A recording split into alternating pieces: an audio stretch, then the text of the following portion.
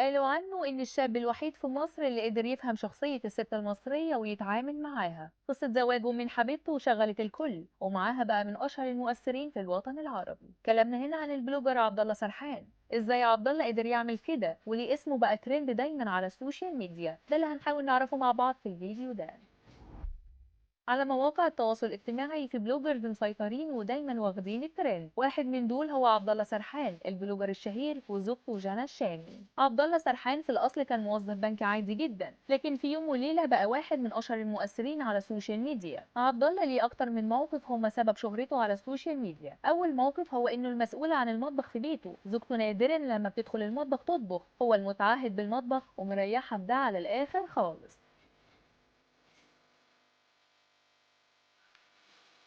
هو كمان شاطر فيه، يعني بيعرف يعمل اكلات كتير، يمكن اشهر من اكبر المطاعم في مصر. من كتر شطارة عبد الله في المطبخ وتولية مسؤوليته في بيته، بقى في شباب كتير وسيدات بتتكلم عنه، بيقولوا ازاي هو المسؤول عن الاكل في البيت، لزوجته مش هي اللي بتطبخ زي كل البيوت في مصر. هو بنفسه في حوار تلفزيوني قال ان في ناس بعتت له تساله كده، وقال كمان ان في بنات كتير بقت معجبه بيه علشان الحركه دي، وبقى فتى احلام بنات كتير.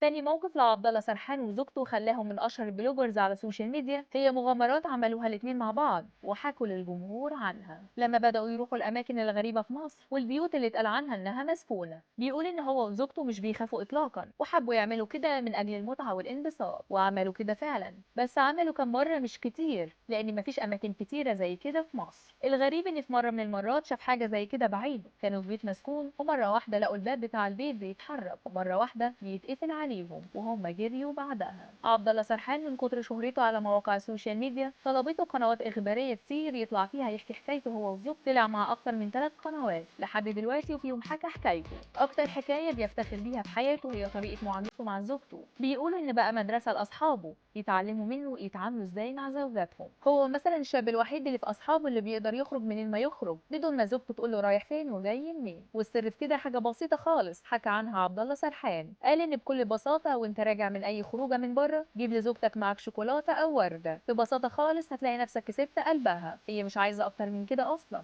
هي هتعرف إنك فاكرها طول يومك، ده هي كمان اللي هتقولك تخرج علشان تجيب لها الهدية. إيه رأيكم في حكاية البلوجر عبد الله سرحان وزوجته؟